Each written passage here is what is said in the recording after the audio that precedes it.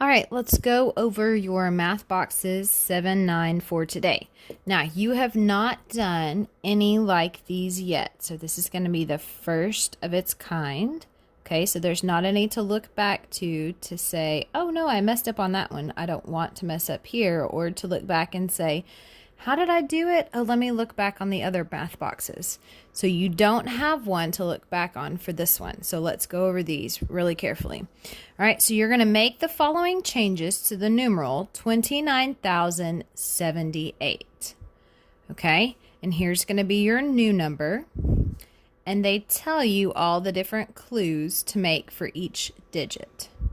All right, let's look at number 2. 302 minus m equals 198. M equals.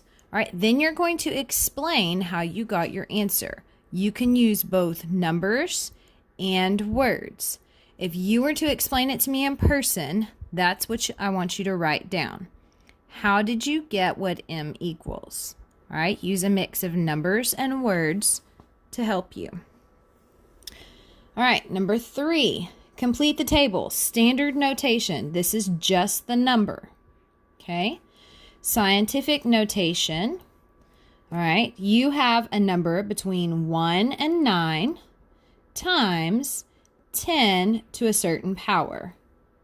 Okay. So your first, all of these scientific notation are going to be multiplication problems. The first number has to be between 1 and 10 times 10 to a certain power. Okay, so I want you to answer these two in scientific notation, and I want you to answer this one in standard notation. All right, now let's look at number 4. Insert parentheses to make each sentence true. Notice these two problems are the same. The answers are different, but the problems are the same. Okay, notice all 3 of these problems are the same, but the answers are different. You're going to need to get some scratch paper. You're going to need to rewrite this problem and work it out to see where they put the parentheses. Okay, don't just guess where you think they need to go. All right, you put parentheses in and work it out. It's going to take you a little bit of time, but I know that you can do it. You are very capable. You can do this.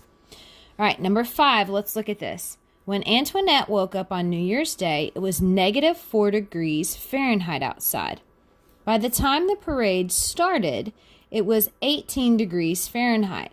How many degrees had the temperature risen by the time the parade began? All right, so let's talk about this for a second. Let's look at a number line I've drawn for you. Okay, I drew out my negative numbers, and then my positive numbers, I just put some markers right there.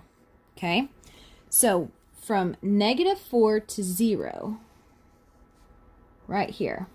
Okay, this is 1, 2, 3, 4 spaces. All right. Then from 0 all the way over here to 18, that's going to be 18 different hops if you were to count all these little gaps, if you were to hop it. Okay, so from -4 to 0, we went 4 hops. And then from 0 to 18, if we hopped all these little bitty ones, we went 18. Okay, we need to add these together to see how far it went from -4 all the way up to 18. All right, so when you add these together, this is going to be your answer. You do not need to say Fahrenheit because your question's not asking you what the degree was. Okay, it's asking you how many degrees had the temperature risen. So you do not need the F for Fahrenheit, but you do need your answer and your degree symbol.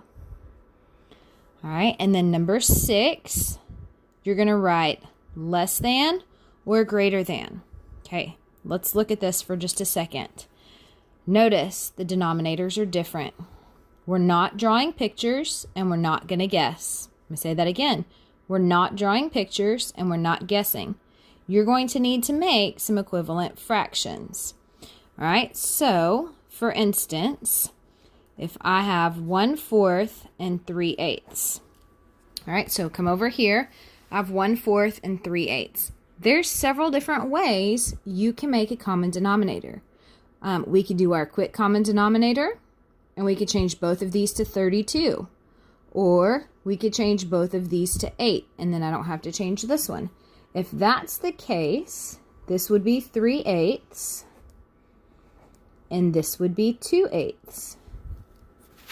Okay, and then you can see which one is bigger, right? If we wanted to change both of these to have denominators of 32, I know 4 times 8 is 32, 1 times 8 is 8.